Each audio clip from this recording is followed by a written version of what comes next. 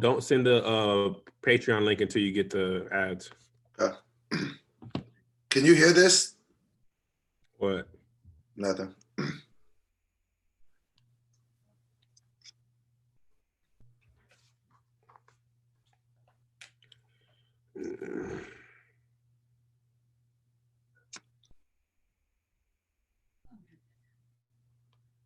What design?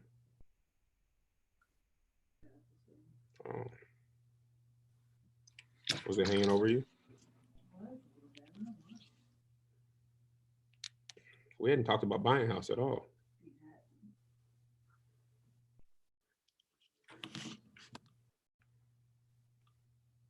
Oh, okay.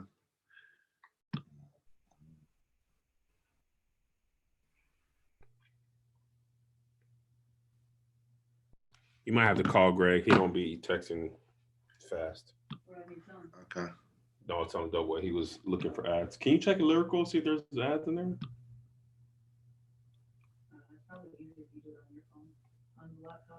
I never got into it. Just go to audio room. I'm gonna call him right now. And then go to your dashboards. What up, sister? Hey, I can't see you. That's why I don't know you're here. And then go to live read schedule. Yep. This is Lyrical? No. Just scroll down. Oh, Lyrical's in here? Yep. You can't do anything. Oh, I guess you can set read times. I didn't even know you could do that. But you can see, go here and then do rap. He's not answering, bro. Yeah, you guys have honey. To disconnect. God, 3. Where are you seeing this at? 420. Honey. Oh, see. 427.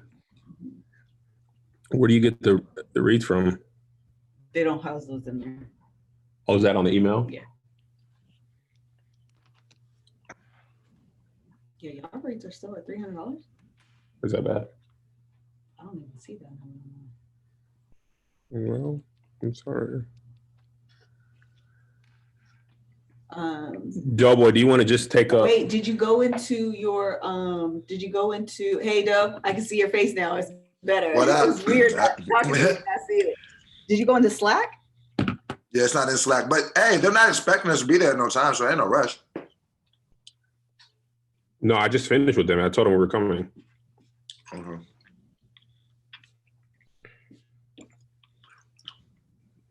Is there a reason we can't put them in He post? put them in on April 11th. They are in there, though. Go back through April 11th. They're in Slack. Oh, okay. Hold on a second. Let me scroll up. For 420, yeah, he put them in there. My Honey, bad. Policy Genius, and Beach Body.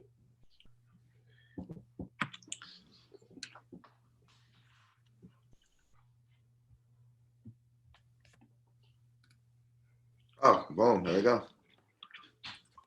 Oh. All right, I'm going to put the link in now.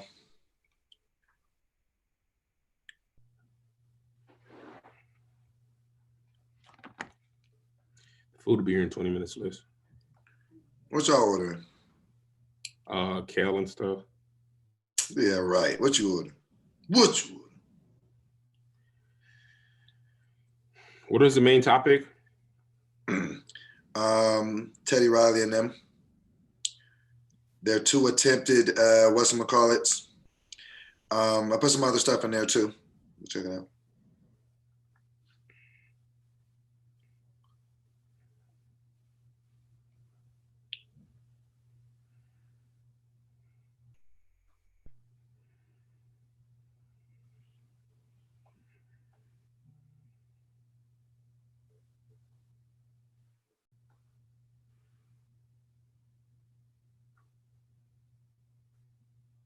Wait, is the food almost here now?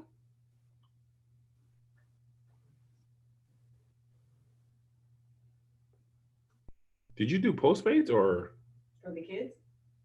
here for yeah? Yeah. Oh, the dude's here. For the kids? No, he's here. Why did you come here? No, for the food we ordered. Oh. Yeah, you're good to go. It's in the whatchamacallit. All right, let me just grab my food real quick. He's here. I'll talk to the people. I'll get so you can go to the bathroom. Get my wallet. You dang right I won last night. Thank you for being honest. Thank you, Stefan Williams. I appreciate you. And while Kev eats his food, we can still talk about it. You understand? Kevin just got his lunch. I'm eating some dried fruit, some almonds, some green juice. So, you know, we in here. Join us.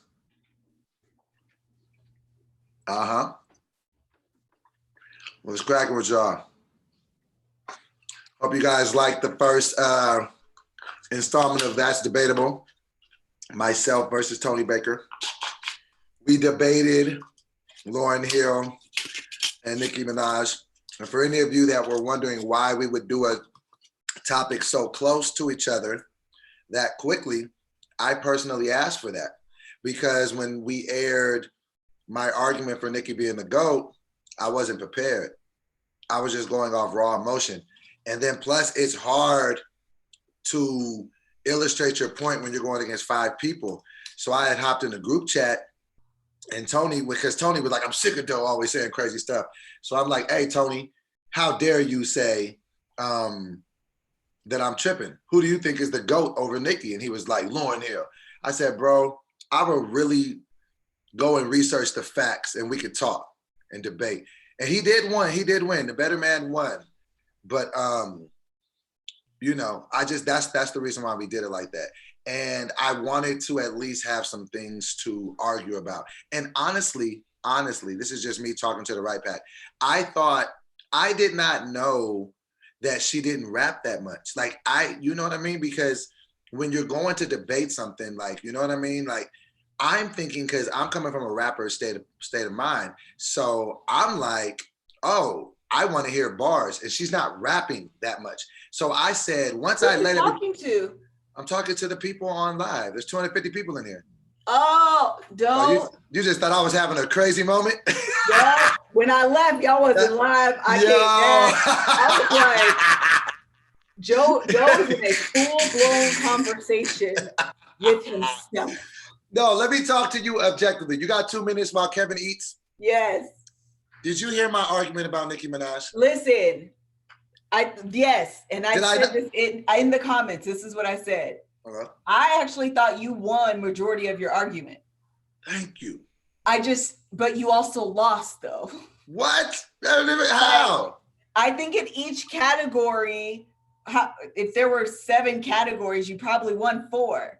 The thing is, people feel a certain way about Lauryn Hill that, number one, we just don't feel about Nicki Minaj. Lauryn Hill has been around and has stood the test of time. So time is on Lauryn Hill's side. That's just not. Has she though? But has she? What do you mean her music stood the test of time? She ain't gave us no new music, sis. Yeah, but the album she has given us, we're still talking about today. This is the thing. She has produced 1 album and we are literally having a conversation about her being the GOAT off of the one. I know, but that was my point, that I thought everybody would be shocked that she only rapped 9 times on it. I'm not saying she's not a good rapper.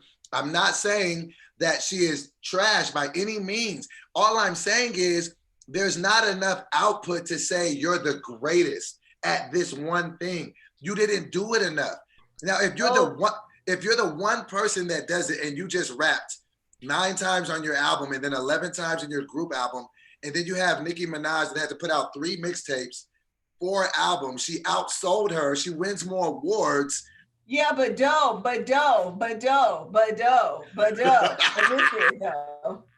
That's like comparing a boxer who can knock you out with 1 punch and another boxer that has to go through 12 rounds.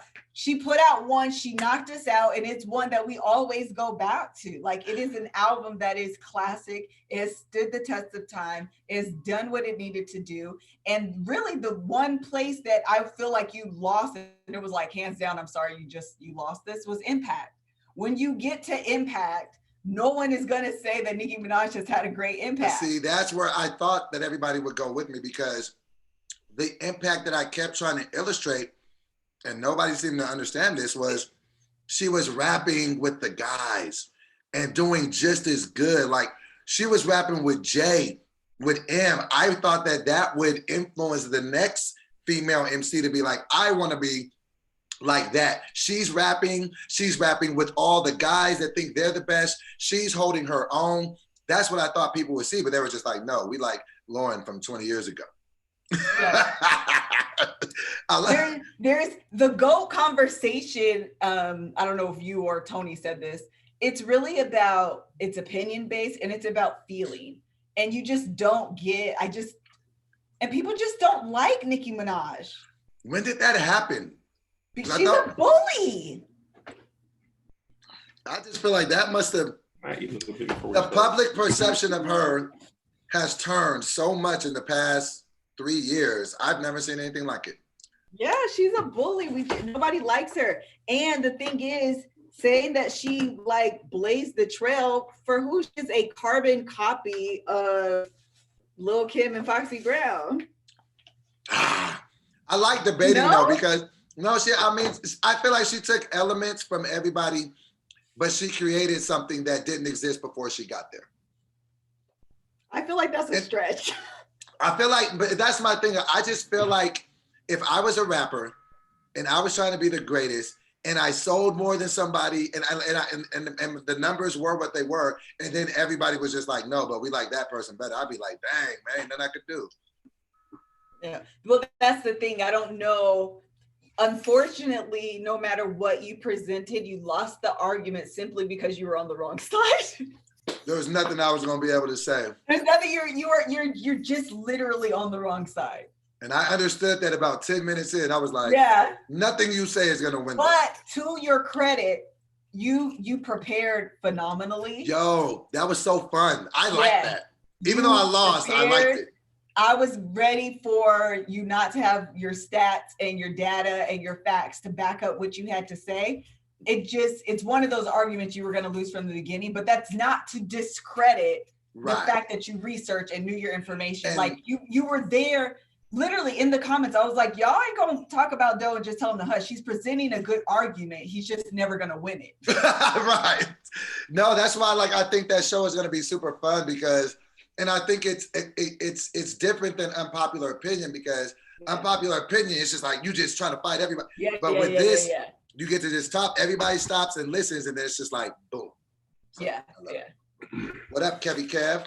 Let's eat. Can I eat a little bit before we start? I was gonna say let's snack before we eat. I'm live. There's like 500 people in here.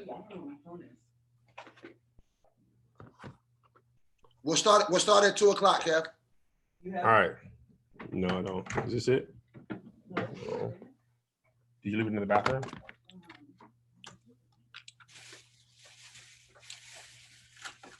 So yesterday was 420.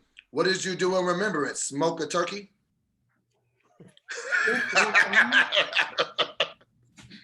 This is the office phone.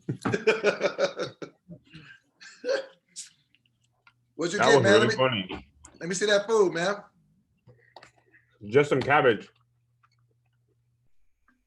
Nah, show me what else on that plate, Playboy. Nah, this is kale. Nah, hey, kale. That's carnitas. No, that's kale. That's pulled pork, kale. Look what I'm on. Joe was trying to. Did you take it in there? No. Look at me, Kevin. Acknowledge me, Doughboy. He's trying to present his argument again. I'm like, it's on the right. Dried apricots? Fruit. Yeah, dried fruit. Yo, you know what I'm about to start doing? Getting on my nerves? Eating prunes. Why? Because I think they'll make me more regular. I don't want to talk about that right now. I just want to eat prunes. Fiber. It's good fiber in the diet. I bought a whole bag. Dried fruits are good to me. You bought a what? I bought a bunch of dried fruits. Tony got mad at me because I was on the elliptical and I told her to turn on the heater. so I could I sweat know more. you was musty in there. It was the whole thing. Don't torture her, man. She's a good girl. She's an amazing girl. I wasn't trying to be mean, but she wanted to like turn on the air to cool me down. I'm like, nah, I need that sweat. Woo! That's a lot. I had to do it, man. You really got an elliptical in your living room. What's it? No, I saw it on the thing. What are you gonna do when the quarantine's over? I'm just gonna have my own gym. We're looking for a house. So we're gonna move into a house. Have my own gym. Look, bro. You looking? Ah, that's an elliptical. I was trying to show the right pack too. Baby, can you hand me a? Is there a knife in your side? Is there a knife inside the bag? Mm-mm. I don't have a knife. I don't have it. Remember how bad my back was hurting yesterday?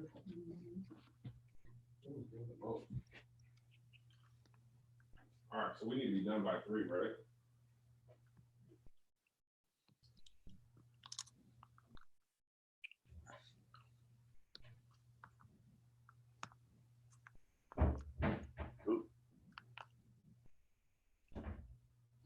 What up, y'all? Give me some more healthy things to eat. Because I came to the conclusion I can't starve myself to get to my goals. So tell me good food. I've been eating a lot of asparagus, broccoli, charging more water, green juices, almonds. I'm trying to not eat foods that promote inflammation. Because you could become inflamed, Kevin. What from inflammation? Oh, Kevin, you'll be nice. You'll be excited to hear I have good news. Please share. I have a new release date for my 225 goal. The 4th of July. You talking about Wonder Years? The 4th of July. I will get my independence from my body, and I will Hilarious. I will be 225. That's exactly 10 weeks from Saturday. There we go. You're back. I need, you know what I realized, bro? I need that. As much as sometimes I think it's corny, I always got to be chasing the carrot. It's just. I'm chasing after food. So it just, you know, I got to like have those goals. It just keeps me motivated. If not, I'm going to just fall off and eat everything. How'd you pick 4th of July just because of the independence thing? Well, just because I was like, where am I at? Like, you know what I'm saying? Because I'm back in them 260s, you heard? I'm back in that hood. So it's going to be about 30, 35 pounds. I was like, okay, well, what's realistic? I was like, how long is it going to take me to lose 30 pounds? I was like, 10 weeks is realistic. 3 pounds a week for 10 weeks is realistic. And I'm not going to have to starve myself and do 8 hours of cardio a day to get it.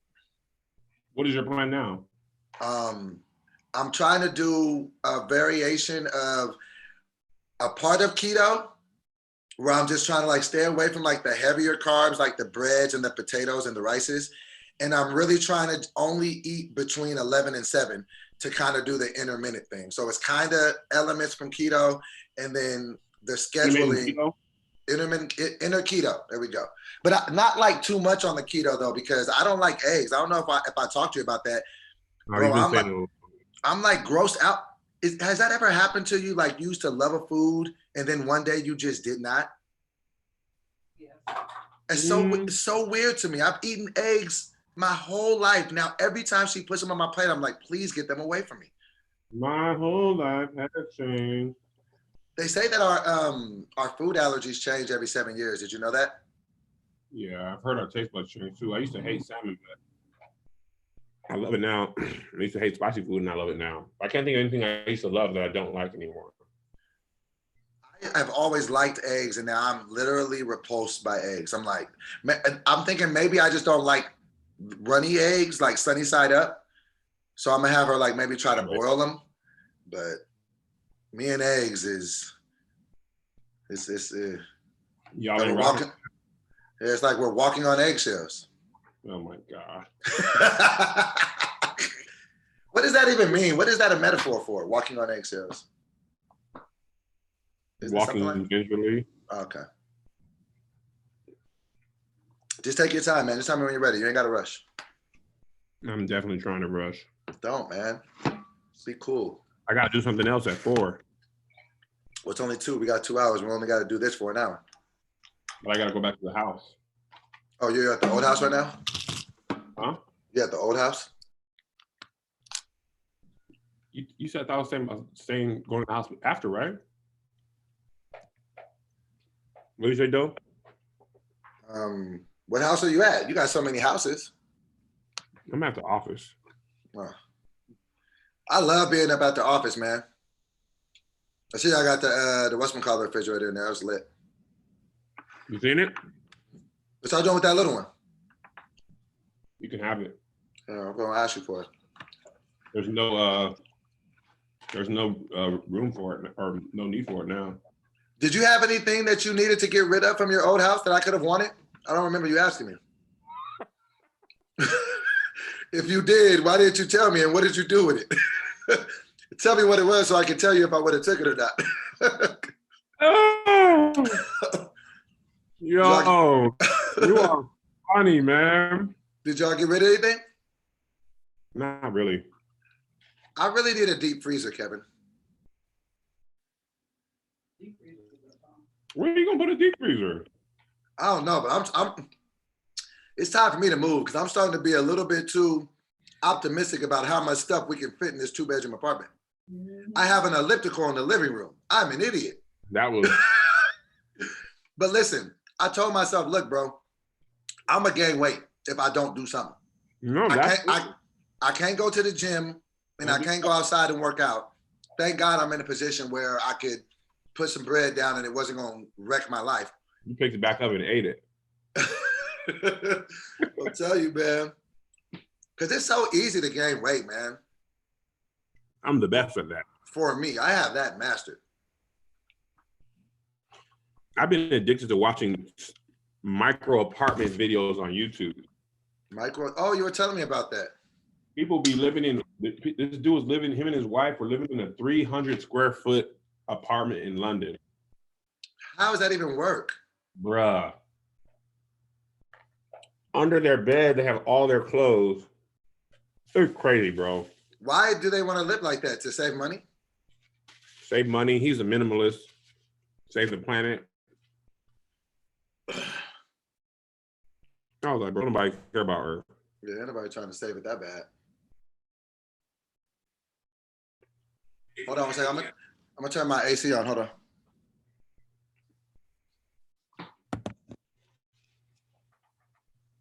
And I said, hey, what a wonderful time of day.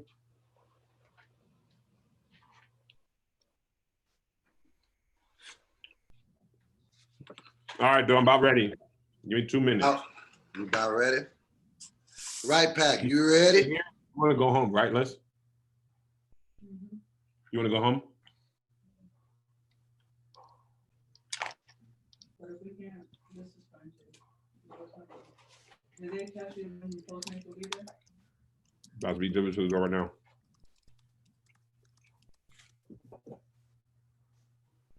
We still gotta take this stuff. It's only 20 minutes, so.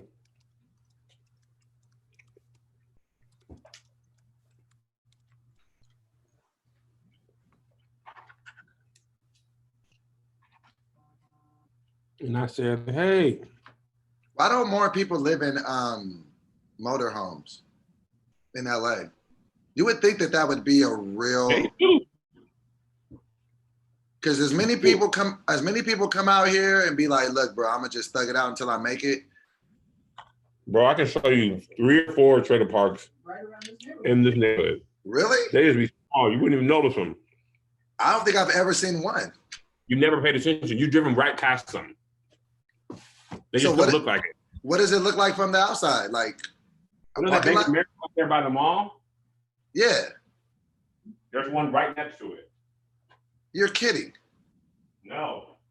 You literally just have to be paying attention because it took us like 3 years and we were like, yo, it's a trailer. Wow. Hold on. Somebody's asking me to answer this question from Kat. Okay, Kat, what was your question? Am I going to talk about me and my dad again? I mentioned in another podcast. I never brought it back up. I'm down. I'm down to talk about my dad. I actually recently talked to my dad for the first time in like 8 months recently. He had just randomly called me to make sure I was okay during the pandemic. And then I hit him back and then we talked a little bit. But yeah, I don't have a problem with having that conversation. Yeah, I'm with it.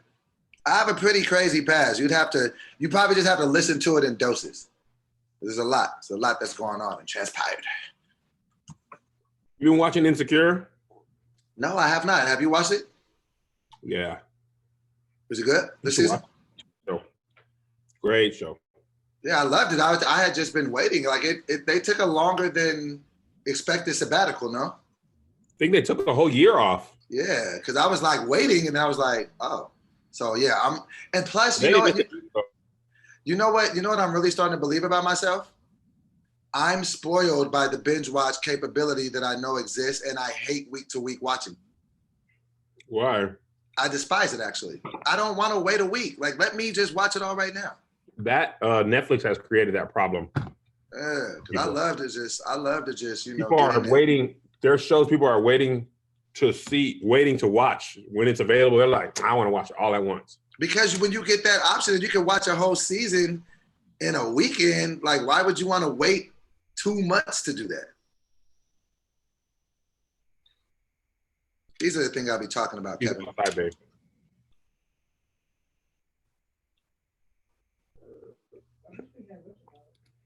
What?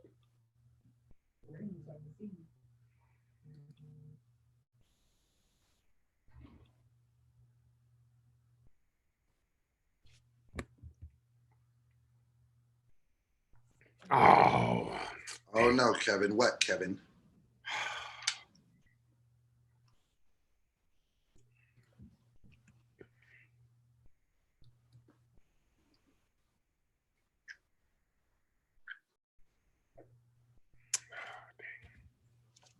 I put a Curb Your Enthusiasm track on this video I just posted, and for 15 seconds, that means I can't monetize the video at all. Was it worth the joke that much? Definitely worth the joke. Sometimes you got to take that L. Sometimes you got to do it, bro. Sometimes the joke just has to be the joke, and you can't compromise that. All right, let's start at 210 so you know exactly where to start the ads at. I think it's probably smarter to start at 210 so then I can know where I'm at in relation to the ads. You are easily the funniest person I know. Thanks, Kevin.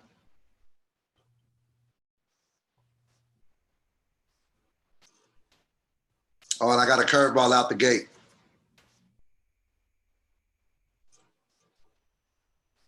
You heard? Yep.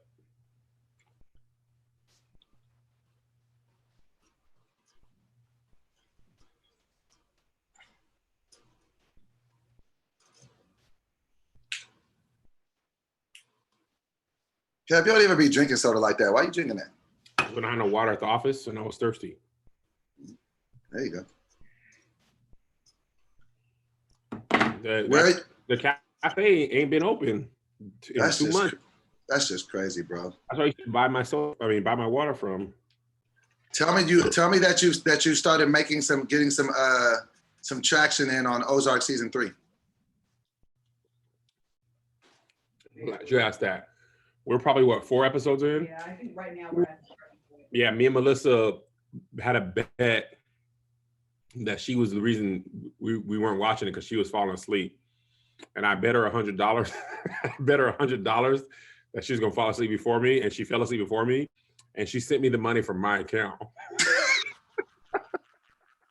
That is ridiculous to bet your spouse, though. It's like nobody really wins. She went into my PayPal, but then she forgot to do friends and family, so I actually lost $8 on the transaction. Oh, bro. It's so all right, fun. man. You ready to kick it? All right, ready? Now, hold on. Yeah. It's coming any second now. All right, Pack. Put on your seatbelts. Here we go. What up? This is your boy, Doughboy. Kev on stage. And this is another installment of Started Off to the Front. Watch your forehead, Kevin. Righteous and Ratchet. And we have been chilling. And Teddy Riley does not know how the phone and internet works. Oh man, so good to be back. Second, though, let me plug this in because I don't want. This is Teddy in the middle of the battle. Did you see it? I didn't see it, man. He didn't have a charger, and he was like, his phone started dying in the middle of the battle, and he like, why y'all let do it? Give me a charger, like, sir. Why you don't know to have a charger on your own? He was literally like, give me the charger. You know I'm over here with the baby face. Bro, the crazy thing was I didn't even see it. But me and Tony had went live on my Instagram and he reenacted the whole thing and I felt like I was there. It was the funniest. Bro, babyface, I saw that. Tony was like, babyface, I got these hits. I got these hits. Yo, you missed the funny. Well, first, let's say what up to the right. Let's say what up. Watch live. Yes, right pack. Patreon. Matter of fact, they had early access to the stage crew mask. Yes. In LA, it's mandatory that you have to have a mask. And here is the stage crew mask. You can get it for only $8. KevOnStage.com. They sold out. Let me tell you what, though. I ordered 100, right? Mm-hmm. Kat, who is like on it. What is Kat? What do we? Kat needs I am waiting until I have enough money to hire her full time. Oh, does she know that? No. You told her? I just told her last week. Oh. Kat, like Cam, the mask sold out. I'm like, girl, you don't know what you're talking about. I just put the mask up. Because I get an email every time PayPal charge comes through. So I'm like, Kat, listen, like Kat said the mask is. I'm like, man, Kat don't even know. Actually, what I thought is I put the wrong number in. I thought I put 100 in. I only put 10 in. And they were selling quick. And I was like, dang, these 10 so quick. Bro, I forgot on Shopify, you only get the notifications on people who buy on PayPal. If people buy on their debit card, there's no email thing, right? Bro, I check it. It was 100 orders in like, I don't know, maybe 12, 15 minutes. That's 20 crazy. minutes top. So I'm like, okay, man, maybe Kat was right. She was right. I add another 100, though. I hit my merch guy. I'm like, bro, these 100 sold out. He's like, don't worry, I got you. Just tell me how much you need. I got you. Bro, I woke up this morning. I put another 100 in. There was 12 masks left. Wow. 12. We sold almost 200. And they look good. They're very aesthetically pleasing. Mm-hmm. People are asking, do they have a filter in them? They don't have a filter. It's not meant to be like a health, like, this is my only mask. I need to protect my health. This is more like in LA, you have to have a face covering. And they don't want you to wear surgical masks. They don't want you to wear stuff that's for healthcare people. They just want you to have a cloth covering, which most states are saying that. So this is just like you want to go to the grocery store, you going out the house real quick. Like when you couldn't get your food last night because you didn't have a mask on. Right, but no, you even told me about the other uses that you've been using it for. You put it on and it just stops you from eating sandwiches because you're greedy. So that's even good there too. It helps for like calorie, deficit. You can't eat now. So you're good, yeah. Bam. You understand me? My you nose pulled up. I pull up to the scene with my ceiling missing. You understand me? Yo, so we got it. Ratchet here with the mask on. Boom. No, hold on, dog. Boom. Dude, that was the fattest thing you've ever done.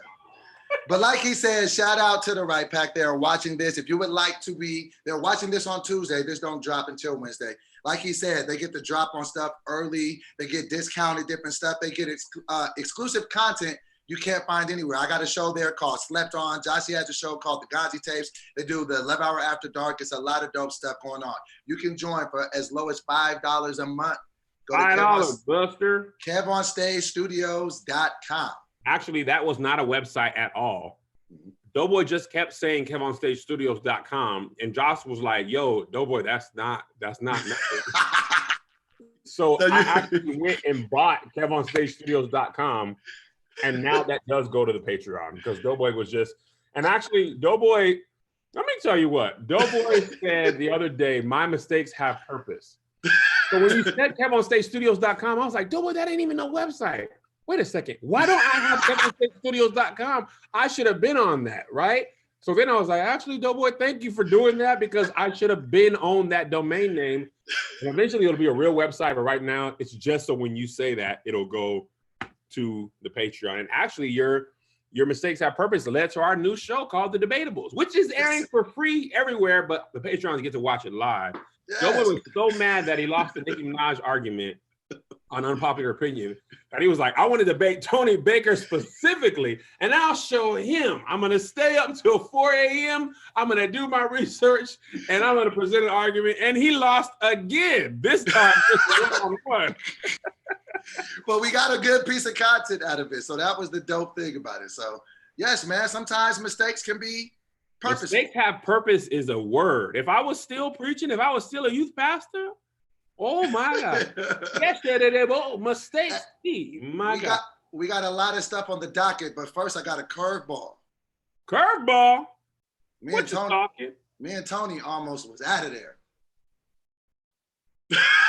No, you know about this. I'm talking about the situation. My face was like, why you saying that on the live? No, I cleared it. I'm okay. Oh, I was like, bro, my heart started beating fast. I was like, does she know? Do I? Why? Not my relationship. No, I got clearance, but it's a good topic to talk about because the way you helped me through it was so great, and I was like, we can't be the only couple going through this. So I just wanted to talk to you about it because I feel like it's a good teaching point for others. And I talked to Tony. She was like, "Yo, absolutely." I was about to say because I didn't see her walk in the background or nothing. I was like, "Nah, bro." So listen. So first of all, you know me. I come from just. Oh, there's some people in the right pack who was watching. Somebody said Tony was legit mad, on live. Oh, that was something else. I mean, yeah, but it plays into this. That was 2 days ago. What the talk? Tell me. Let's talk about it. Okay, so So this is the thing. So I think it's important to start here. I don't have great relationship skills, even though I've been in some longer relationships. Like I'm not saying I was necessarily good in it. I'm sorry. Somebody in the Patreon said, has it been 84 days already? You're trash. Shut up. Yeah. It was 82 days anyway. So I don't always have problem-solving skills. Like in my self-awareness, I'm starting to learn that about myself. I don't always know how to fix stuff, especially in relationships. But I do know how to break up with people. I'll be like, well, I'm just gonna leave and then we can just not be together. That's like my go-to move when it gets too tough. So we were at the house. So this is basically what was happening. We were getting into it like daily. Like we was just getting on each other's nerves. It was just, and when I say we get at it, like we don't like argue and yell at each other, but we get in arguments and we be getting smart with each other and then we ignore each other. Like, so it'd be all of that. And that's hard in the 2-bedroom, man, because it's small. It ain't nowhere to go, bro. Me and Melissa get on each other's nerve. In our old house, it was like, but you can't even walk past her to get to the kitchen. Like, man, move. It's too small to be mad in here. I know you. I can feel you're mad from in this room. We both in here mad. Bro, there's nowhere to go. It's just like, it's crazy. It's it's a smaller apartment. So we were bumping heads on just different stuff. First, it was the Nate Jackson twerking grannies competition that she got mad at. That was an issue. Then me going live and me responding to somebody that said something crazy. Like it was just a bunch of different. Do you not want to go into detail on those things? We can go into detail. It's fine. So I'm going live and I'm reading a bunch of the comments as they are coming up on the thing. And so people I'm like, what's everybody? And you just be honest and tell me if I was wrong in the situation. I will be honest and tell you that you were wrong. So everybody's leaving comments. So a guy's like, hey man, I'm over here chilling. I'm hanging with my girl. We drinking on Henny. All right, cool. So I read out that comment. Then somebody else is like, oh, I'm chilling. I'm making some tacos. So I'm reading the comments from different people. Some girl says, hey, I have an OnlyFans page that you should join. And so I just read it because it was a comment. I'm like, oh, she has an OnlyFans page. She can join. All right. That's. Hold on. She done come out the back room. She's doing her hair and she came out here. You want to get on camera with the hair? I already told them I was braiding my hair. Okay. So then she came out of the bathroom. So the girl said that, right? And so I'm like, okay, that girl has an OnlyFans. All right, cool. And then she says something again. She says, I'm sitting in my thong listening to music. Now you pause right there. Is Melissa still in the room? Girl, I'm listening. Oh, no, boy. Girl. She said girl in her answer. Girl, I'm listening. But listen, but let me finish. So I literally just read it. Acknowledged that a chick was sitting in her thong. So now I'm wrong, Kevin and Melissa. I'm wrong for saying, Anthony, I will punch you in your head on his live. So I'm wrong? No. Yeah. Okay. So look. So that happens, right? So I just say that. So at this point, I don't know that she's really mad. So because she just walks out. So she's not necessarily mad at that point. So she just walks out. So I'm thinking, oh, it wasn't really that serious, whatever. Like 5 minutes later, she's like, mind you, we don't talk about this again. She just comes in 5 minutes later and she starts scrolling on 30 seconds the phone, and then she blocks the person. And so I'm like, I didn't even know the person. So I'm just like, what's going on? And mind you, I still don't know that she's really mad. I think she's joking. So I'm like, can I tell you something? Huh. I think this goes for Kevin and possibly Melissa as well. My biggest pet peeve with Anthony, which we're working through now, I cannot stand when he plays dumb. I don't play what did I do? I don't play that OnlyFans? I don't even know what OnlyFans is. I thought it was a place that sold OnlyFans for people who were high as temperature, things like that. I did not know that it was a sexually explicit website where people sell nudes and the like. So she's saying, how do I not know? So, okay. My nerves are bad right now. Okay, so apparently everyone's mad. So I didn't fully get it. So she comes in, then she blocks the girl, then she walks out. So I'm still like, okay, that happened, but I don't know that she's mad. Then she comes blocked the girl on Doughboy's Instagram. Then the funniest thing about this though is when you told me this, I was like, Melissa would have absolutely did that, and I would have still been in trouble. And she had to block somebody on my Instagram, and you probably like, that's a fan. What is you doing? So then I'm just sitting there. So then she comes back in the room, and so I'm thinking it's like a funny thing. I'm like, oh, okay, what's up? You mad? Like, and then so she's in the frame with me, and then people on the live are like, hey, Doe, you need to read the room. She ain't happy right now. She's mad. I'm like, of course not. She's good. And then they were like, say sorry, say sorry, say sorry, say sorry. Oh, so I turned to her. I said, wait, are you really mad? And she was just like, read your comments. And so then I go and I read the comments, and they kept saying, say sorry, say sorry. So then I turn to her and I'm like, sorry? And then she gets mad that I said sorry. She's like, are you serious right now? I'm like, you told me to look at the screen and read the comments, and it said, say sorry. Is that what you wanted? Then she said, listen, I'ma just No. What I said. You don't want to come on the camera? They're just hearing your voice. Not. Okay, all right. Absolutely not. Okay. But no, you did that. Okay. And I left. Yes. And I left because he had just got off of his live with Tony. So his live had like 500 people in it. So me trying to be respectful, I say, hey, look, you got a lot of people in here right now. We're not finna do this. But guess what Anthony does? Because I thought she was playing, and I thought it was a funny time. What'd he do? I was like, he's like, no, tell me. I'm like, what's wrong? I'm thinking okay. she's joking, but she's really mad. And so then by the time I get off the phone, she's full blown angry. Okay, so that's just one of the situations. So it was situations like that by the time, when did I call you? Saturday? Sunday?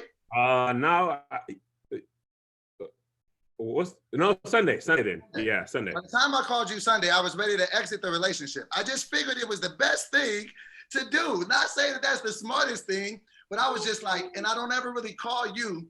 So I'm just like, man, this just got, and it's not that I'm trying to like hold that over her head or nothing. It's not that. It's just, I don't always know how, and I feel like in my mind, if we're arguing all the time, I'm making you unhappy, you're making me unhappy, maybe that means we're supposed to break up. So I call Kev.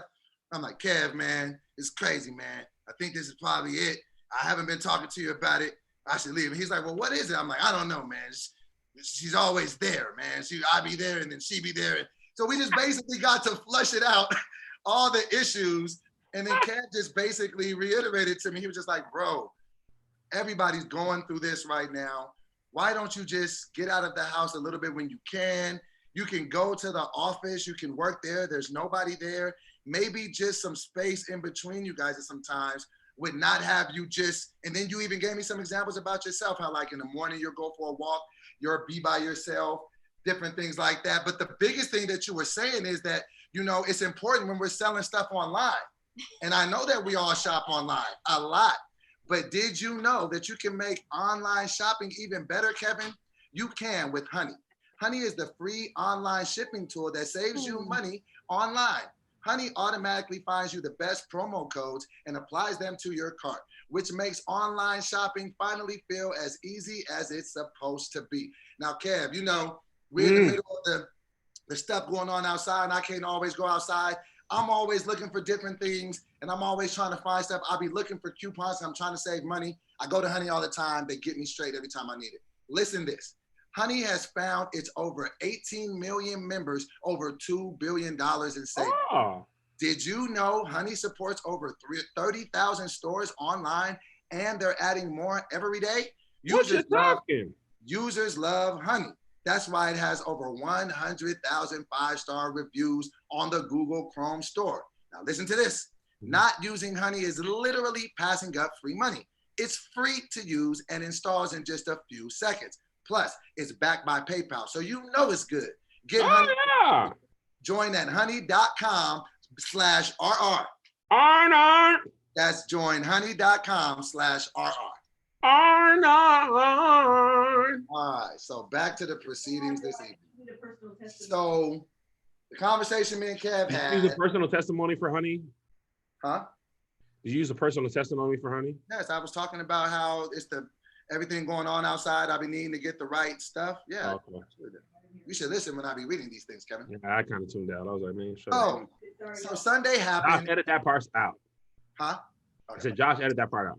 Okay. So, you know, when I talk to you, you know, you just, you know, and I won't go into everything that we talked about. It's not important, but the main point of what we talked about was just, yo, sometimes being around somebody 24/7 with no alone time in small areas, you know. And so basically what I've done the last 2 days, like I went to the office yesterday, I worked there, I came home because nobody was at the office, came home, bro. It's like we're a complete 180. Like, and I talked to her about everything. I told her, I was like, hey, I talked to Kev, this is what he was saying. She was like, I agree, let's do it. Cause she be getting tired of me too. I'm about to say, can you imagine being in the house with you 24 hours a day talking about nothing?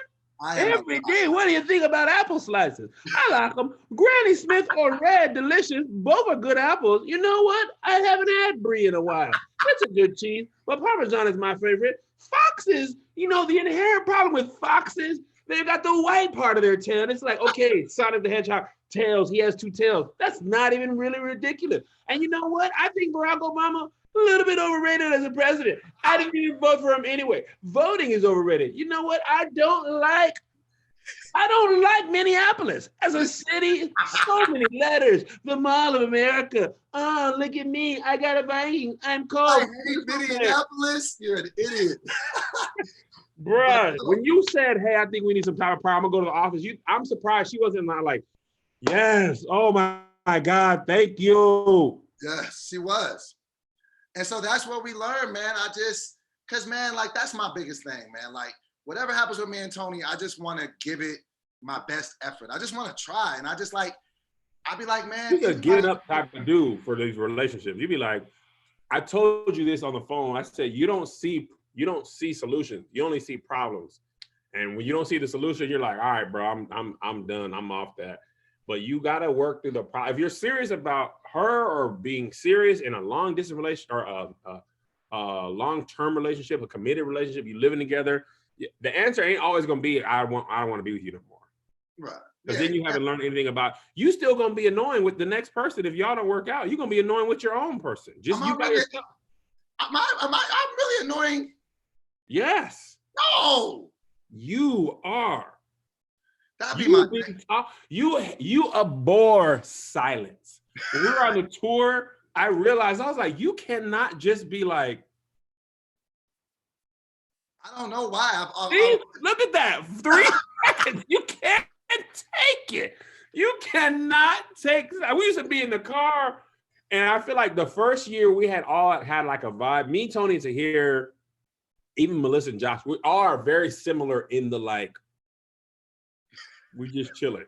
You be like, after them long, used to get so frustrated because after I would perform 2 shows, the Love Hour and the comedy show, and immediately after, you were doing, this isn't shade, this is just the facts, 7 minutes, and you wanted to go out to eat after every show. I'd be like, go, I'm tired. Come on, man, we ever hang out? We are literally together for 4 days out of a 7-day weekend all the time. I'm not hungry. We don't talk. We don't do anything. You guys just go back to your room. I'm exhausted. I perform twice every night. I don't want to do nothing. I think I'll be a needy person. I'll just be needing conversation. It'd be a lot. So, but we found some common ground, man. Like, and that's what I love about our relationship. And that's why I don't bring everything public and talk about everything public, but the things that I feel, if somebody could look at it and be like, hey, I go through that. I'm glad he said it. I can apply it here. Cause I was like, I can't be the only person that's getting sick. No, me and Melissa saw this article right when the quarantine happened. And it was like the amount of divorces have increased like a crazy amount. And I think people are not used to spending that much time with their spouse. Me and Melissa have been together 20 years, married for 15. We have never spent this much time together. Even before the quarantine, we both worked from home. We came to the office to shoot. I had shoots, I had meetings, I had all this stuff going on. I would travel for half the week. I've never been in the house with my kids this much. Even on vacation, you go out, you do stuff, all that stuff. None of that stuff is happening. So things that you might not have realized that, you don't get along with your spouse.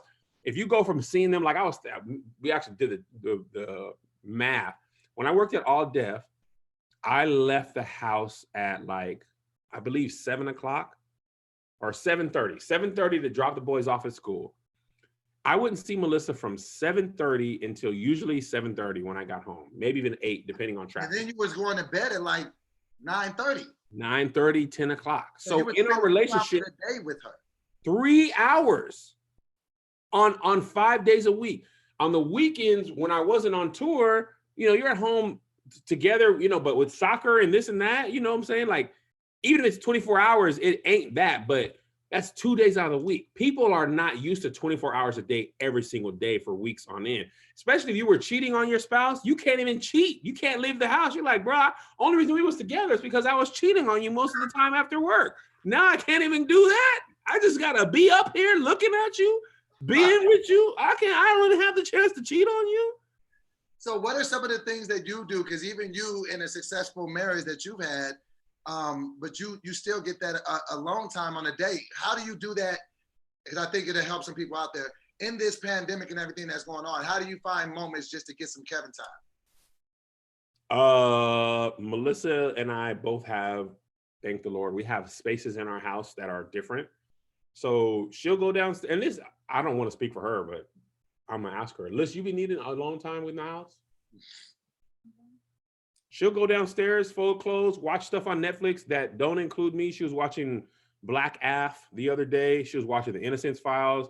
She don't necessarily call me down to say, do you want to watch it? She just be like, she don't even say nothing. She just go downstairs, eat breakfast, cook breakfast for us, and then she'll stay down there. I'll be going in my room, watching The Office. The boys be in their room, like, and then we'll also spend time together, as a family watching a movie or something like that, or me and Melissa watching something together, Ozark or whatever.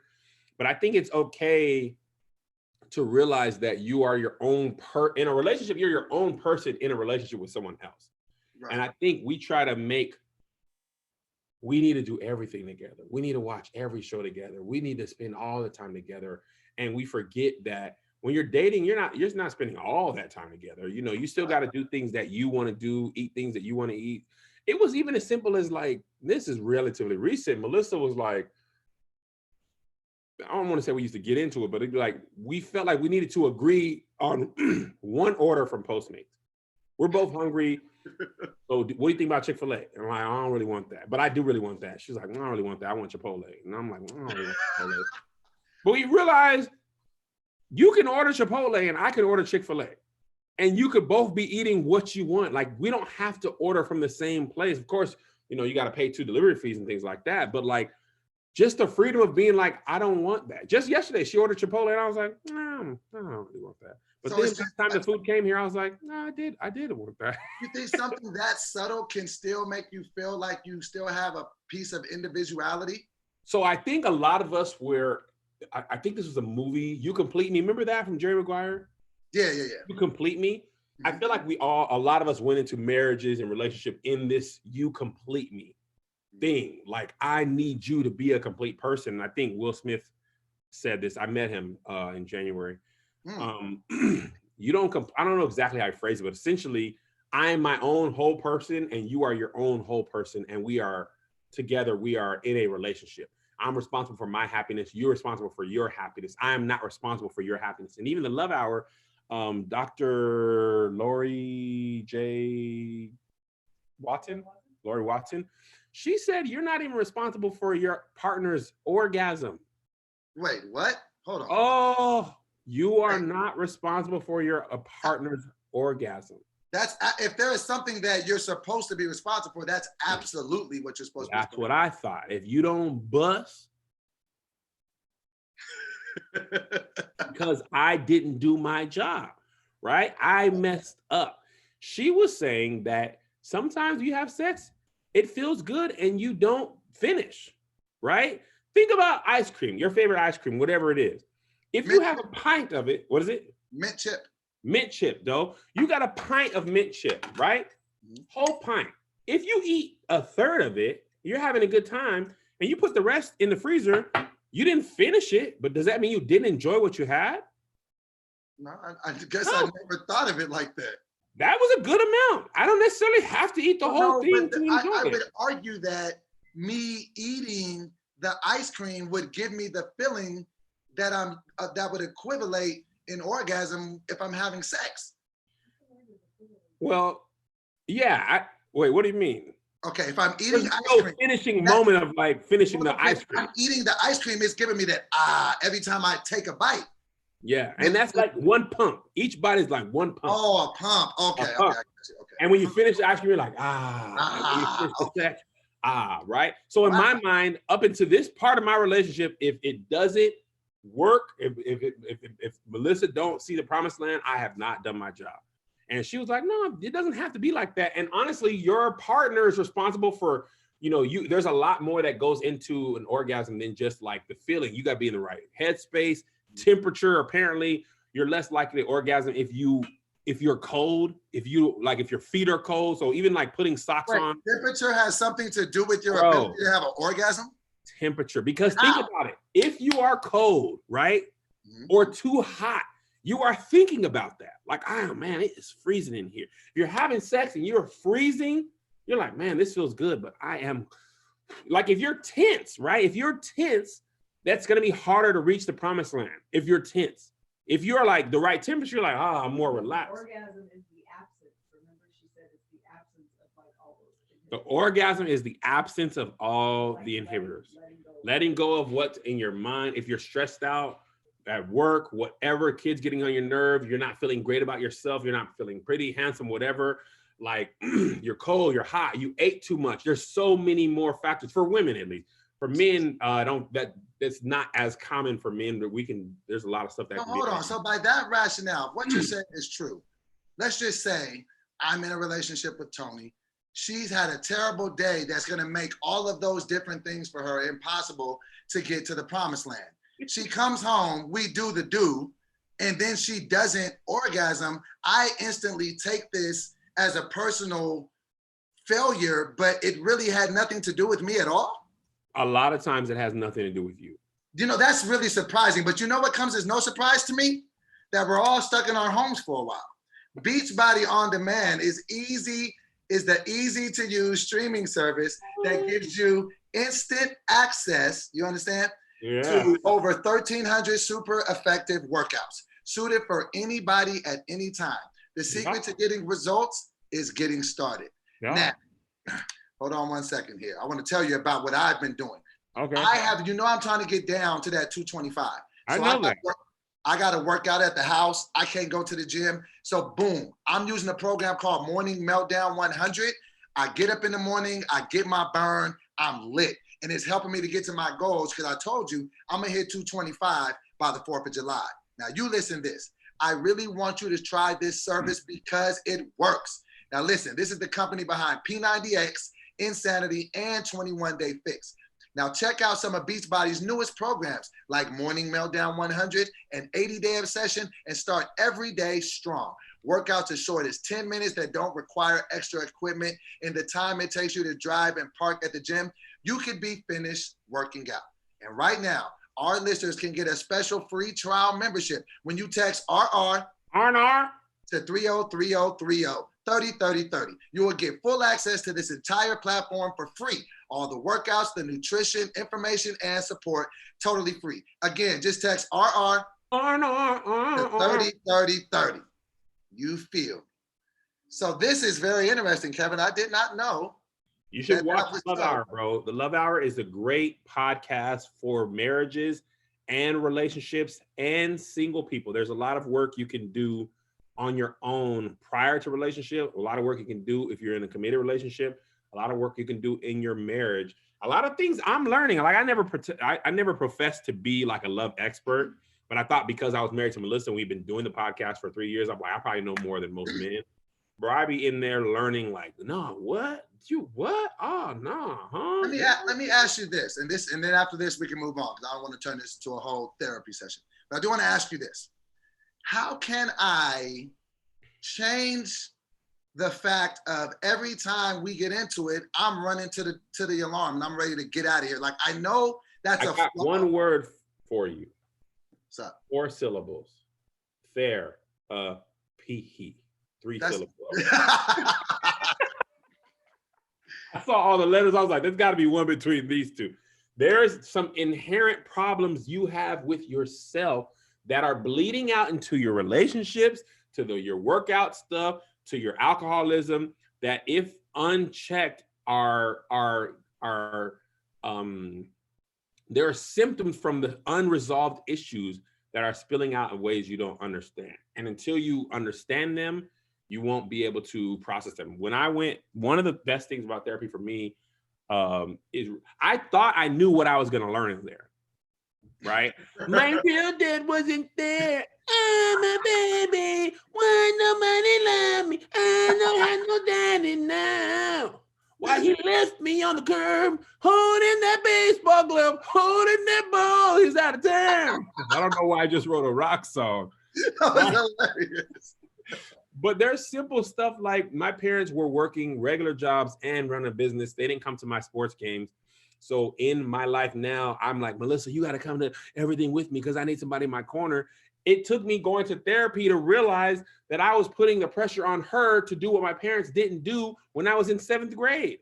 And she's a whole woman with her own life. And she didn't realize when she wasn't coming, I was like, see, now you're not on my side and you're just like them and you abandoned me too. And I'll show you all. I don't need a wife to come into the meeting with me. You know what I'm saying? Like, it was ridiculous to put that on her. She's in these meetings like, Kevin, I don't have nothing to do in here. I'm not going to go all the way down to Beverly Hills and sit in the meeting. I ain't got nothing to say. I got to pick the boys up. I got to do this, do that.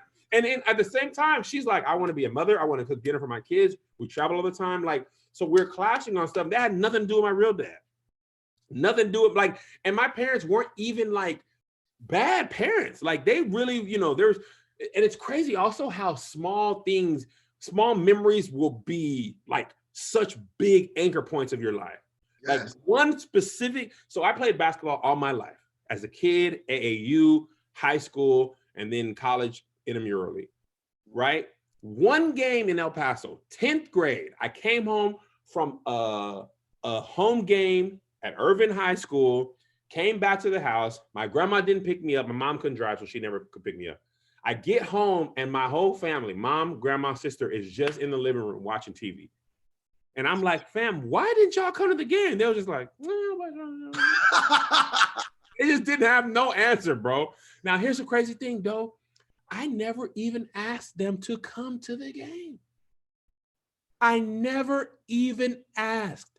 But in my memory has been constructed, not that I didn't ask. It's that they didn't. They should have been there without asking. Well, if it's that important, maybe I know if I'd have said, hey, mom, grandma, it's really important for you guys to come to my games.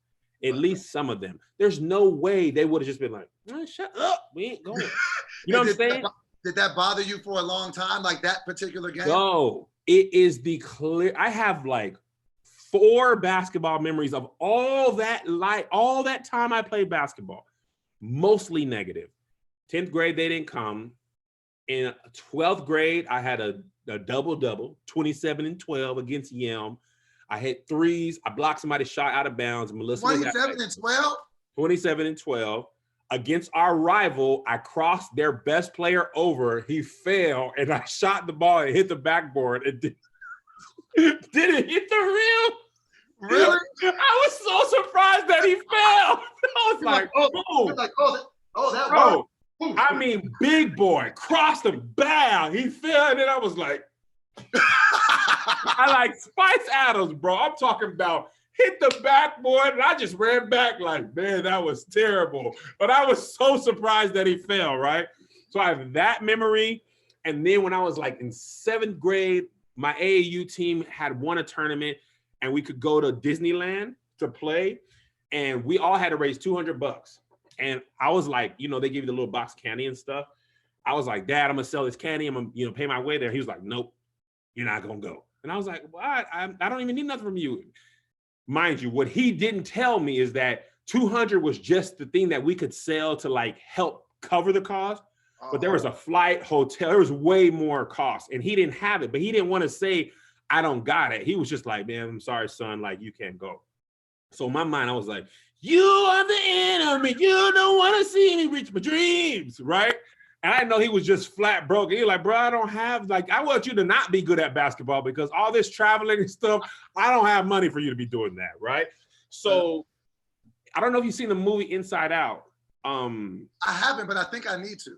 Oh, dude. So in the movie Inside Out, basically it starts off, all of our emotions are like these colors. Full red is joy. Full blue is sadness. Full red is anger. Full blue is sadness. Full yellow is like softness, whatever, right? And as a baby, you only have pure emotions. You're either happy or sad or angry or hungry. But as you grow, you have complex emotions. So this one girl's memory, so the way the movie happens, Joy is the leader of the body for the majority of life. And she's always trying to push sadness down, right? So in this girl's memory, she's starting to get colors in her memory balls. It's an amazing movie. Please, please, please watch it. I'm gonna watch it. So here's what happens.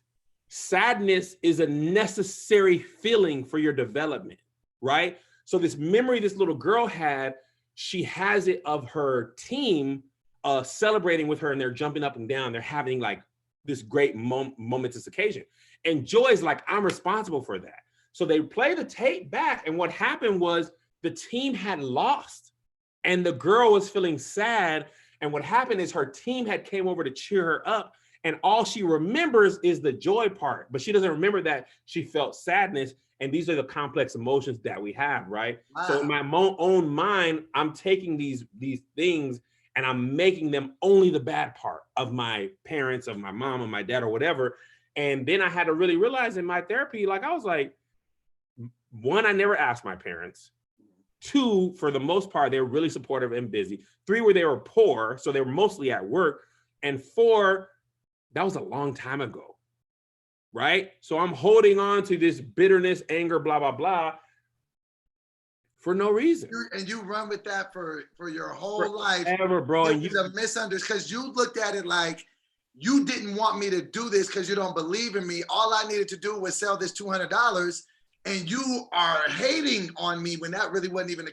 I wonder how many situations we all have in life like that. Oh, so many.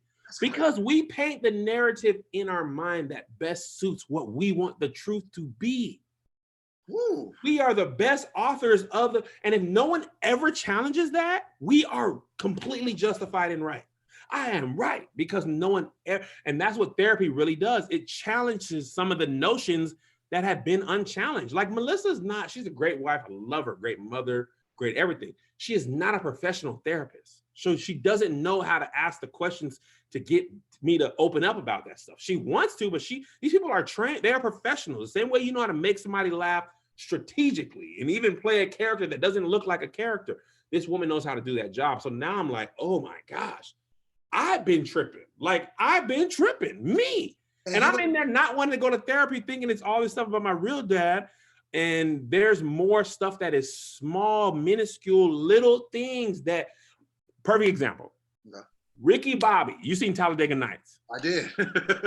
If you ain't first, you're last, right? This man lived his whole life on that one sentence. He asked his dad, "Why'd you say that?" He was like, "Man, I don't know. I was high. I was high. You could be second. You could be third. You could be fourth. Whatever you want. Hell, you could even be fifth." And he lived his whole life off a sentence this man don't even remember saying. And that's how we be with our lives. Like, even if he meant it, like, that's one thing. Like, you're really like programming your whole life off of one casual comment off of somebody, you know what I'm saying? Like, and that's what therapy is really good for. You'll start to realize, like, when I thought I had corona and I didn't realize it at the moment, and then I'm reading that the high blood pressure thing. Remember I was telling you I had high blood pressure? Yeah. I didn't know that was a symptom. Recently that came out. I'm like, oh my gosh, that's why I had high blood pressure, right? But if I hadn't read that article, I still would be freaking out because the doctor canceled my appointment because of the corona. He was like, man, we're not seeing nobody. If you sick, man, stay over there. We over here. Heart medicine stuff, we cannot risk it. Hey, man, go run a couple laps, man. We got real stuff going on. But luckily my blood pressure went down. But that's how we be for life, man. We, you know, and even now in technology, people could have text you something. Think about our text chat with Pat the other day. I won't go into detail, but we like almost got into it and realized we ain't even saying the same thing. We're not. And by text, there's no tone, there's no context. You read text messages the way you feel, not necessarily the way the person intended them to be interpreted. But sometimes you never even, you know, there've been times we've been like, let me call you because you know, text, you know what I'm saying? It sounds away and I don't want to trip, right? But sometimes we don't do that. We like, nah, she said something on the text, and I'm just like, nah, man, I forget it. It's whatever. You know what I'm saying? So yeah, I said. Why is it that you think, and like I said, and I love this, hearing things like this, but why do you think that, like, with something as important as mental health and how paramount it is to all of our lives, why do you think we don't take that seriously? I'm glad that we are now, and it's great. Like, you're going to therapy, I'm getting into it. But why do you think, like, that's something that we didn't take serious for so long? In my life, Jesus fixes it all. You, even in the Bible, there were some people who had demons and stuff. They might have just had mental health. They're like, man, this man is a schizophrenic. Like, no, man, he had demons. No, you know, like, so in the Black church, and I think this comes from history, right? In the Black church, the pastor had to be everything. He had to be your marriage counselor. He had to be your financial advisor. He had to be a therapist, because we didn't have access to these services, right? We didn't have the money. So then it became taboo, either by necessity or because I can't pay for you to go to therapist. I can't pay for the medicine. So we just go and pray. Praying is free. Now, nothing against prayer, nothing against church. But if I broke my arm, no one would say, go to your pastor, you know, have him pray for it. You would say, man, you got to go to a doctor to have him reset the bone, have a cast, get medicine. But in mental health and matters of the heart, we're like, pastor got it. Man, pastors are just another person. They aren't professionals at anything else but being a pastor. Now, sometimes they actually are. Sometimes your pastor is a therapist and he has a, you know, LMFT, sometimes a financial advisor, but none of them are all of those things. Nobody's a pastor and has an MA in financial advising and is a clinical psychologist and is a licensed LMFT. Like, they just had to be everything because we had nowhere else to go. So we made it taboo in the Black community. I think, I don't know if this is true, I think because we didn't have access to the services. Then they were a little bit crazy. That's Uncle Reggie. He know he just be like that, something like that. Nah, Black parents, you can't be depressed, boy. Why? You ain't, what you got to be depressed about? And that's the thing that I be talking about, bro, because I feel like, you know, as a culture, sometimes we got it wrong. And when you really think about it, we're always going to get things wrong. That's just life. But there are some things that we can get right, like shopping for life insurance. That's where Policy Genius comes in. Now, you know, I've been getting my life together, man. And, you know, I just recently been getting my credit together, different things. So I had to get some life insurance recently because I'm 40 years old. It's something that's important. So me personally, I went to policygenius.com. They set me up. It's a beautiful thing. Now listen to this. Even if you look back on your triple denim days in distress, you'll never be distressed about life insurance with Policy Genius. In just a few minutes, you can find your best price and apply at policygenius.com. We all get things wrong from time to time. at least we can get life insurance right with Policy Genius. Now, Oh, listen, yeah. this is the most important part. Okay. Policy Genius makes finding the right life insurance a breeze. In minutes, you can compare quotes from the top insurers to find your best price. You can save $1,500 or more a year by using Policy Genius to compare life insurance policies. You know what I just realized, Kevin? What? The ads, I read them out of order. Is that going to matter? Yes. We got a little bit of fixing to do. I read the third one second, and so we might have to. Josh, help us. No, he can't because you transitioned into him. Just overlay them. Huh? He'll just have to cut in a break for them. You should just read them separately. Oh, after? And then just have them edit them in. Okay, did you hear what she said? No. Okay, so when we're done, just read the ads, no transition. Just say, you know what, Kev, and then do the ad, and then at the end of this, and then Josh will just have to go and put them in. Awesome. Okay, cool. Dang it, those are some great transitions I had. Last week I read all 3 ads for Dear Kev on Stage for the next week episode. I was like, man, this was great. And Greg was like, these were for 420. You're supposed to do 413. I was like, what? What you talking? What you talking? What other crazy stuff have you been getting into during the quarantine? We know about the Babyface battle. Who did you pick overall? You took Babyface? Listen, Babyface didn't even get into the Waiting to Exhale soundtrack, which he wrote and produced every song. Every song. Babyface just decided on one song, I'm going to play the guitar and I'm going to sing it.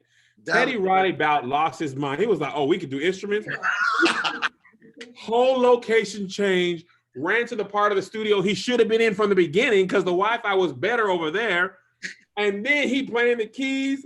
Listen, Teddy, I don't think there's anybody who can go through the whole catalog with Babyface. Except maybe like Quincy Jones. Like that's the only person that can go hit for hit. Actually, I don't even know if Babyface can really go with Quincy Jones. Quincy Jones was Michael Jackson's whole bro, Quincy Jones. So did you watch the Quincy Jones documentary? No, but I heard different things about it. Bro, this man, I did not know this. First of all, there's Quincy Jones, the musician who he played with. Ray Charles, Count Basie, all them. That's just Quincy the player. How old is Quincy Jones? Quincy Jones, almost 90, I think. Really? This man. So then he just took a break, right? And then he was just arranging Frank Sinatra's whole work. What? Bro, Frank Sinatra. This is way before our time. So I was well unaware of this. I didn't know about Quincy Jones until Michael Jackson. So then he does Michael Jackson stuff. And at the same time, he producing his own albums, bro. Like he produced Fresh Prince of Bel-Air. Then he just makes a TV show. What are you talking about? Hold on, let me see how old Quincy Jones is. Quincy Jones just slept on. Jeez. You gotta watch that documentary. I was like, bruh. Quincy Jones is, he gotta be 80 at least. He gotta be 100 piece. He gotta be 100. 87? 87. He don't look old, but he don't look old like that. Does, though. He don't look 87. Oh no, he absolutely looks 87. He don't look a day over 63. He looks a day over 86. No, I don't think so. Have you looked at Quincy Jones? Let me look at him in the last time I seen him. Hold on a second. Quincy Jones was also probably an alcoholic. He went right up to the line and said that. He absolutely looks 87 though. He looks great. Hold on. Oh, I can't. He looks. Hold on. He do not look 87. Well, okay. I guess if you. Bro, though he looks old. Okay. But shout out to him though. So yeah. So anyway, me and Melissa were trying to like Teddy Riley. He you know what he did do? What? It was like when you watch a great boxer and somebody who you thought was clearly outmatched and they have a good fight. You're like, dude is with him. Like, but then Babyface Babyface is Shade E. I seen one part that I saw because I was going in and out of it. I had to watch it on yours in the overflow. He has said, yeah, man, I made this song for one of my friends, man. He was a good guy, man. I made the song for him. And Babyface was like, you sure you don't want to keep it for yourself? I was like, Babyface.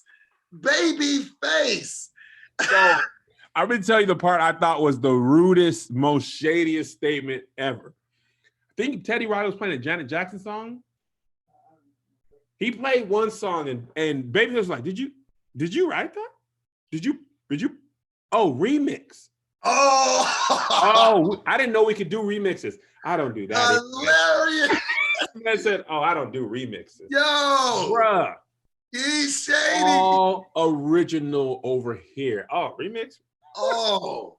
But see, I feel like he's the type of dude to hit you with shade and you don't even understand he hit you with shade. Bro, somebody like 3 minutes later, you'd be like, wait, what did you? 3 minutes ago.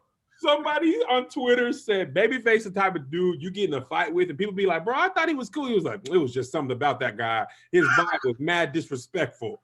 And that's it. Babyface was like, he called Teddy Riley on the phone. He was like, man, I'm about to get on one more song. I'm gonna get out of here. Like, that part played before Teddy took it off speaker.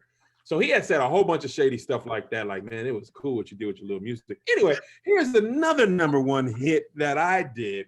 You know what I'm saying? Like, it looks so messed up because it just felt like Babyface had much more mastery over his technology. So he was just the first battle,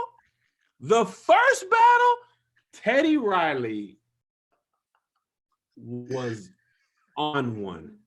This man was hell bent on having the live performance of his life. He could not fathom that Instagram live on his phone and his website streaming simultaneously was going to feedback. He's like, we like, bro, we can't hear nothing.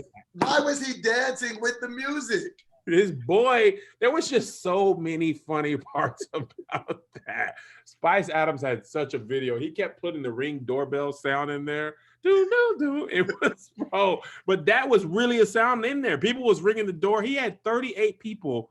Nobody knew, hey, we should read the comments to make sure it hears, we hear what they hear. Tony said that they kept blaming Babyface's side. Like, what are you doing over there? They was like, Babyface is over there. It's the sound on your side. Babyface was like, I'm here by myself, social distancing. I don't know how it could be me because I'm here alone, social distancing. You got, what he was really saying is you got 88 niggas. And nobody can figure out the sound. Babyface never gonna go on Instagram live ever again in his life. Never. Ever, never. He started to look agitated at points like, man, hurry up. Bro, he wanted to be done with it. I did not know that Babyface wrote that song or produced that Eric Clapton song, Change the World, I think it was. Babyface worked with Eric Clapton? Bro, Karen White, Boyz II Men, Tony Braxton, Whitney Houston. I mean, just but Teddy made some hits too. He had some Michael Jackson songs that did he do Remember the Time? He had played Remember the Time. I was like, bro, Teddy was I feel like Teddy ushered in different eras of music. Like New Jack 100%. Swing was the whole vibe. Like, New Jack Swing, Teddy Riley is almost 100% credited for that. But somehow against Babyface, it just really didn't matter. Because Babyface had them slow songs on deck. Teddy was like, I'm going to take it back to the clubs. Babyface had another slow song. I go back to the clubs. Yeah. Babyface said, you like the club, I like the bedroom. Teddy was like, all I got is the club. Somebody on Twitter said that Babyface is the wedding. Teddy Riley is the reception. That's fair. They're both impactful, but Babyface has made so many timeless hits with timeless artists. He has your #1 song. Like he had Tevin Campbell, Can We Talk? He had Tony, bro, Can We Talk for a minute? Bro. I'll do that a little bit. I always sing and expect somebody to be like, hey man, it's a nice voice, and that never happens. I'll never get like, man, you should do something like that. It never Why happened. I just be thinking one day I'll sing and somebody will be like, do your very best. Do your very best. Can we talk? I'm gonna tell you if you sound good. can we talk for a minute? Girl, I want to know your name.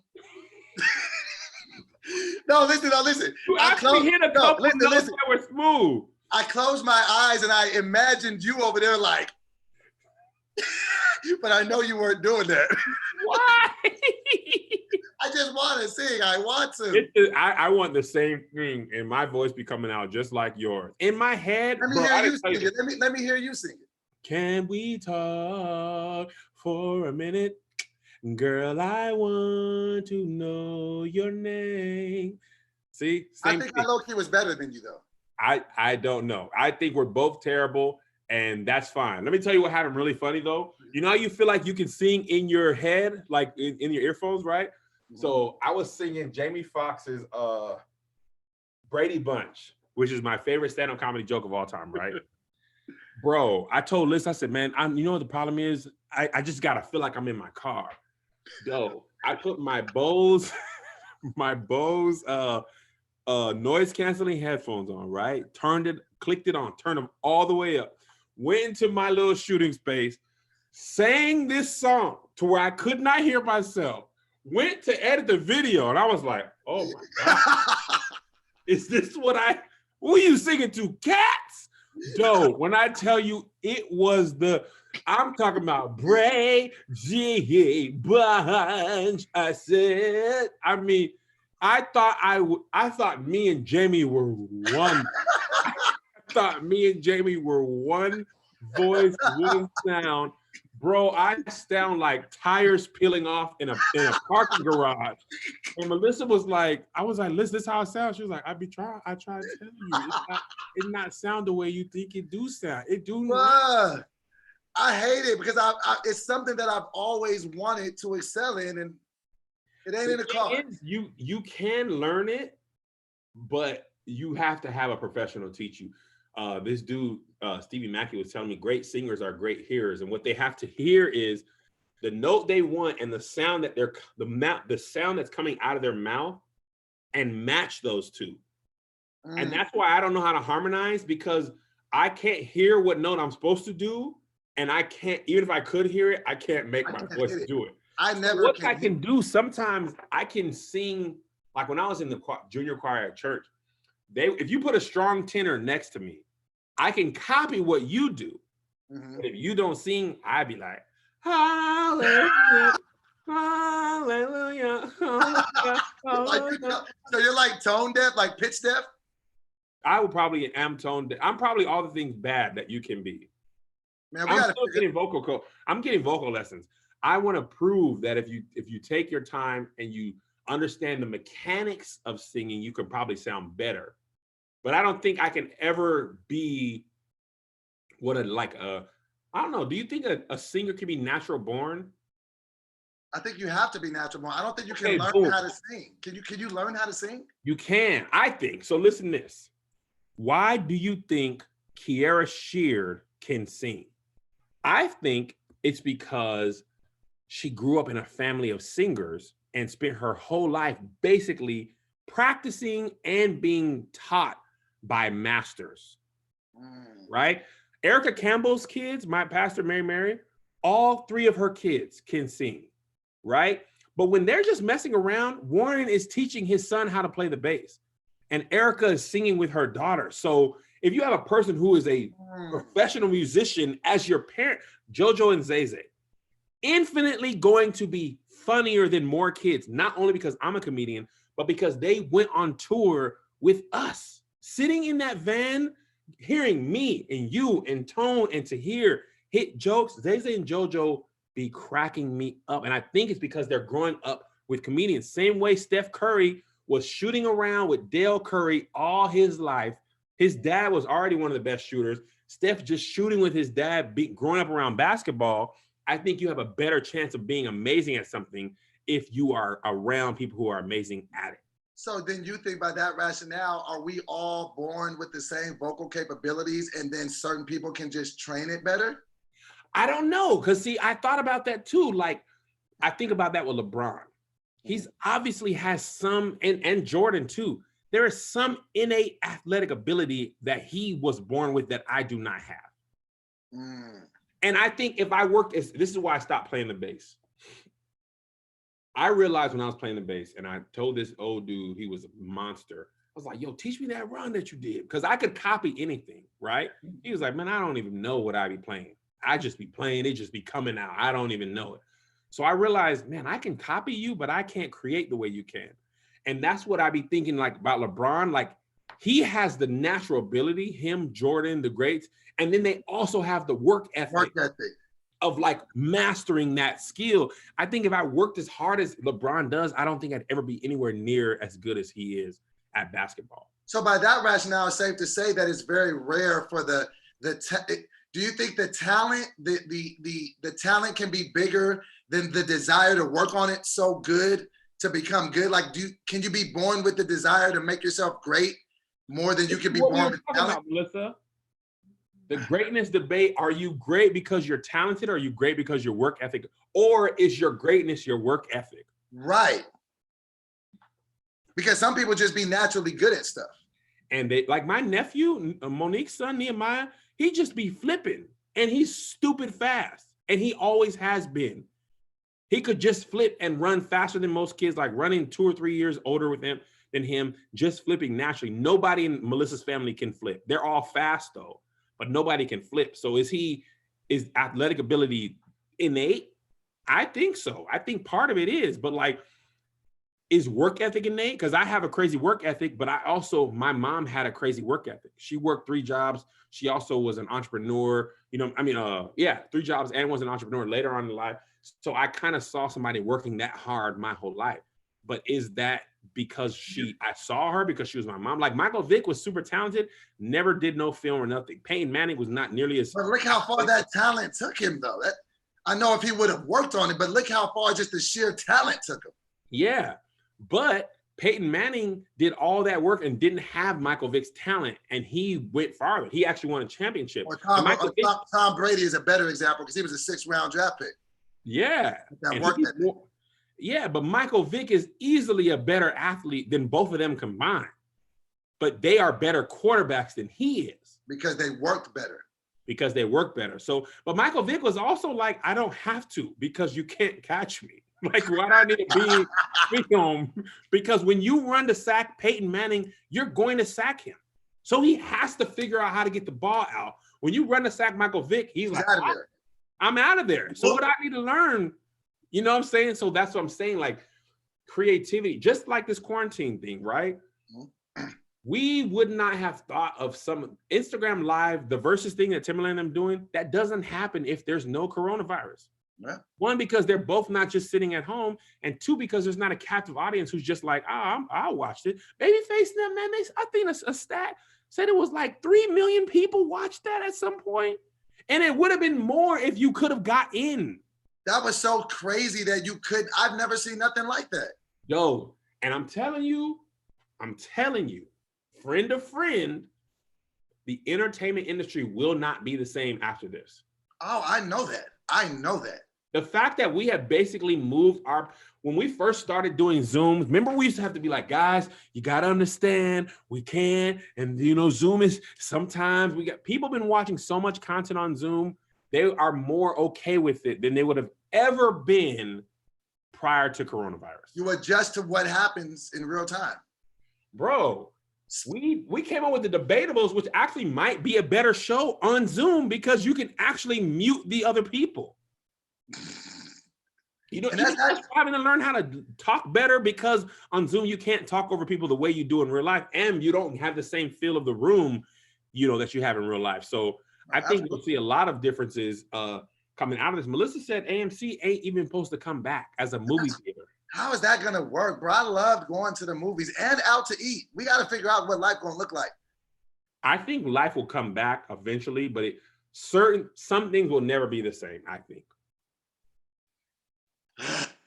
I don't think you'll ever, like prior to September 11th, like I said, you just walk through the thing, metal detector, go to the gate.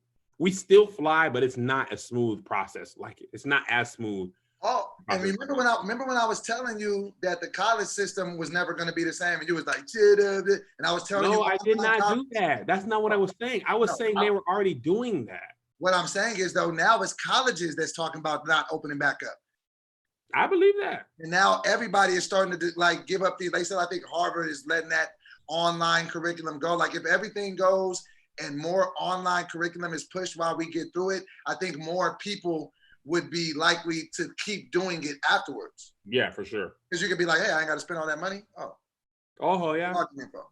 This has been another installment of Righteous and Ratchet. I've been Doughboy. Get your mask. So here's the crazy thing though. I posted a video about these masks right before we started Righteous and Ratchet. When I posted it, we had 180 masks. Okay. There's 64. That's crazy. Oh, and while we're plugging things as well, Right Pack, y'all, and everybody who's watching this video, I need a favor. I'm doing a lot more content on my own page. Go follow it. I am Doughboy TV. IAMDOBOY TV. I got a lot of stuff cooking over there. Please support me and subscribe to the video and watch my content. I would appreciate it. We will see the rest of you guys next week. Right Pack, we'll see you later on this week. That's debatable. I got Michael Jordan versus LeBron James, who's the best player of all time. And who you got arguing that? I got my boy Ken, does he know basketball? Knows basketball. Ken Jr., who's a basketball fanatic. And I got Jethro Jenkins to do LeBron. You got Jethro? Yeah. It's gonna be lit. And then I got Beyonce versus Michael Jackson, who's the greatest performer of all time. Tahir said Michael Jackson. Angel said Beyonce. Oh, this is gonna be lit. Look at us, man. We put stuff out. That was you. That was your idea. Kev on stage. Studio. Mistakes have purpose. I've been Doughboy. All right, Big Kev on stage. We'll see y'all next week. Peace.